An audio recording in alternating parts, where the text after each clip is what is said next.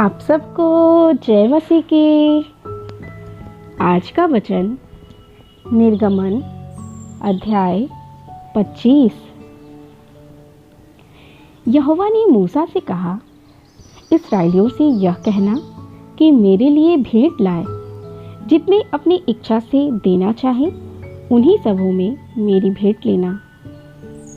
और जिन वस्तुओं की भेंट उनसे लेनी है वे ये हैं, अर्थात सोना, चांदी, पीतल, नीले, बैंगनी और लाल रंग का कपड़ा, सूक्ष्म सनी का कपड़ा, बकरी का बाल, लाल रंग से रंगी हुई मेढ़ों की खालें, सुइसों की खालें, बबूल की लकड़ी, उजियाले के लिए तेल, अभिषेक के लिए और सुगंधित धूप के लिए सुगंध द्रव्य,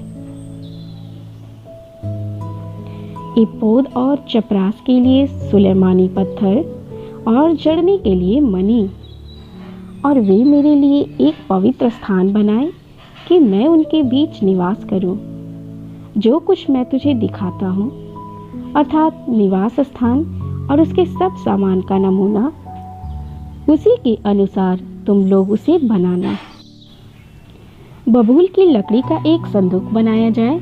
उसकी लंबाई 2.5 हाथ और चौड़ाई और ऊंचाई 1.5 हाथ की हो, और उसको चोखे सोने से भीतर और बाहर मढ़वाना, और संदूक के ऊपर चारों ओर सोने की बाड़ बनवाना, और सोने के 4 कड़े ढलवाकर उसके चारों पायों पर, और एक ओर 2 कड़े और दूसरी ओर भी 2 कड़े लगवाना।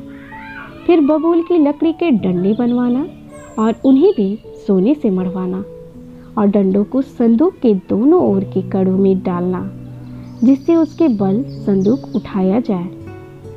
वे डंडे संदूक के कड़ों में लगे रहे और उससे अलग न किए जाए।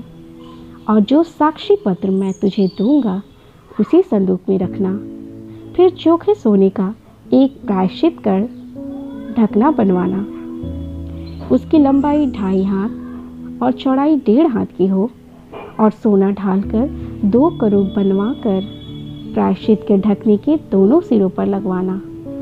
एक करूब एक सिरे पर और दूसरा करूब दूसरे सिरे पर लगवाना, और करूबों को और प्रायश्चित के ढकने को एक ही टुकड़ों से बनाकर उसके दोनों सिरों पर लगवाना। उन करूबों के पंख ऊपर से ऐसे फैले हुए बने कि प्रायश्चित का ढकना उनसे ढापा रहे, और उनके मुख आमने सामने और प्रायश्चित के ढकने की ओर रहे। और प्रायश्चित के ढकने को संदूक के ऊपर लगवाना। और जो साक्षी पत्र मैं तुझे दूंगा उसे संदूक के भीतर रखना। मैं उसके ऊपर रहकर तुझसे मेला करूंगा, और इस्राएलियों के लिए जितनी आज्ञाएं मुझको तुझे देनी होगी उन सबों के विषय मैं प्रायश्चित के ढकने के ऊपर से और उन करूबों के बीच में से जो साक्षी पत्र के संदूक पर होंगे तुझसे वार्तालाप किया करूंगा। फिर बबूल की लकड़ी की एक मेज बनवाना। उसकी लंबाई 2 हाथ, चौड़ाई 1 हाथ और ऊंचाई 1.5 हाथ की हो। उसे चोखे सोने से मढ़वाना, और उसके चारों ओर सोने की एक बाड़ बनवाना, और उसके चारों ओर अंगुल चौड़ी एक पटरी बनवाना, और पटरी के चारों ओर सोने की एक बाड़ बनवाना, और सोने के 4 कड़े बनवाकर मेज के उन चारों कोनों में लगवाना जो उसके चारों पायों में होंगे।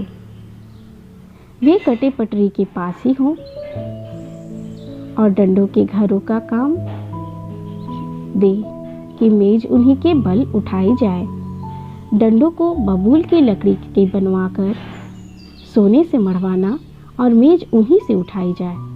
और उनके परात और धूपदान और चमचे और उंडेलने के लिए कटोरे सब चोखे सोने से बनवाना, और मेज पर मेरे आगे भेंट की रोटियां नित्य रखा करना।